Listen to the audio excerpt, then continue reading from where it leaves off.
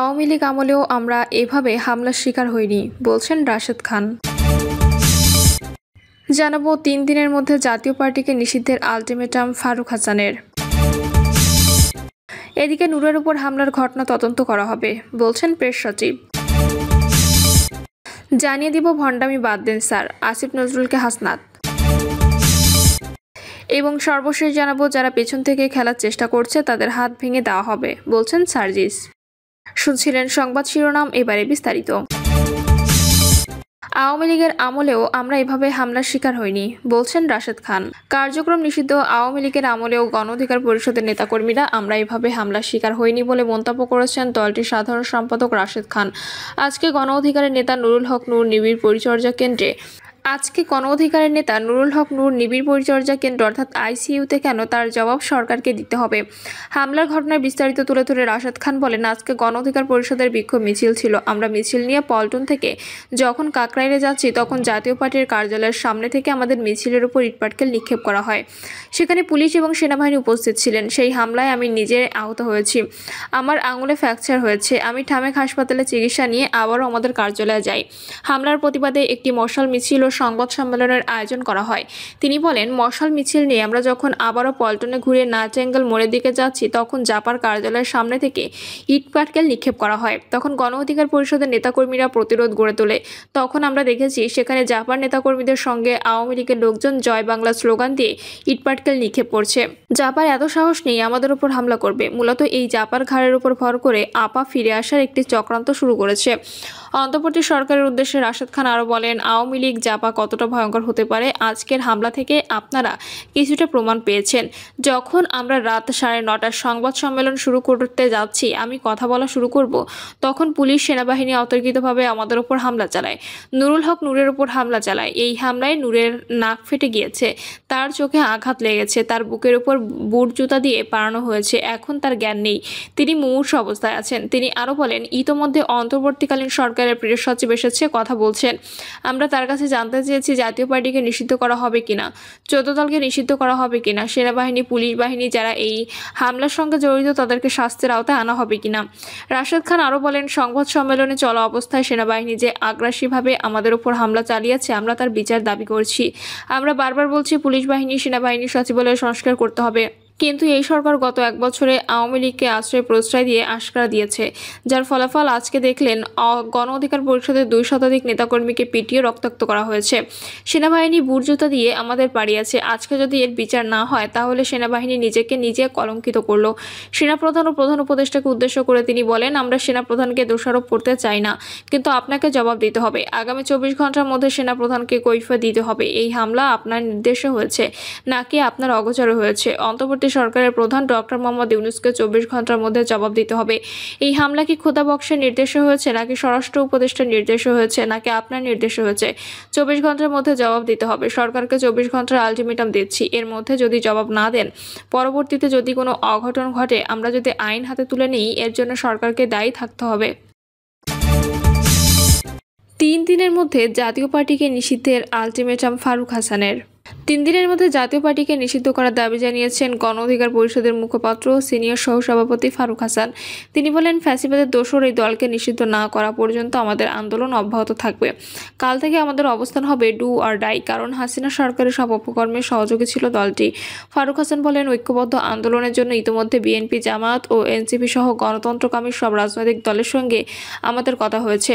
আওয়ামী লীগ ও জাতীয় পার্টির বিরুদ্ধে আমরা আবারও প্রতিরোধ গড়ে তুলব। ক্ষোভ প্রকাশ করে তিনি বলেন, এই হামলার মধ্য দিয়ে আবারও প্রমাণ হয়েছে প্রশাসনে এখনও হাসিনার এজেন্ডা বাস্তবায়নকারীরা বসে রয়েছে।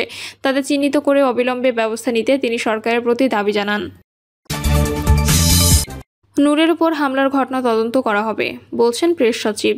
গণ অধিকার পরিষদের সভাপতি নুরুল হক নূর ও দলটির নেতাকর্মীদের উপর আইন শৃঙ্খলা বাহিনীর হামলায় নিন্দা জানিয়েছেন প্রধান উপদেষ্টা প্রেস সচিব শফিকুল আলম। পাশাপাশি এই ঘটনা তদন্ত করা হবে বলেও জানিয়েছেন তিনি। শফিকুল আলম বলেন, আমি কর্তব্যরত চিকিৎসকদের সঙ্গে কথা বলেছি।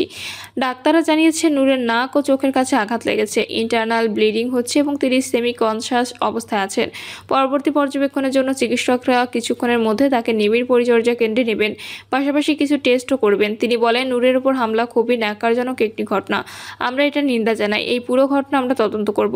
প্রিয় সচিব বলেন, যখন দেশে মানুষের সাহসের অভাব ছিল, শেখ হাসিনার বিরুদ্ধে কেউ দাঁড়ায়নি। তখন 2018 সালে নুরুল হক নূর কোটা বিরোধী আন্দোলনের নেতৃত্ব দিয়েছে। তার সাহস আপনারা দেখেছেন। 2024 সালে গণঅভ্যুত্থানে নূর সহ গণ অধিকার পরিষদের সবাই ছিলেন। 19 জুলাই রাতে নূরকে গ্রেপ্তার করে নির্মমভাবে নির্যাতন করা হয়, আর ওপর আজকের হামলার ঘটনাটিও তদন্ত করা হবে। প্রসঙ্গত, শুক্রবার রাতে বিজয়নগরে আল রাজি টাওয়ারের সামনে জাতীয় পার্টি নেতাকর্মীদের সঙ্গে গণ অধিকার পরিষদের নেতাকর্মীদের সংঘর্ষ হয়।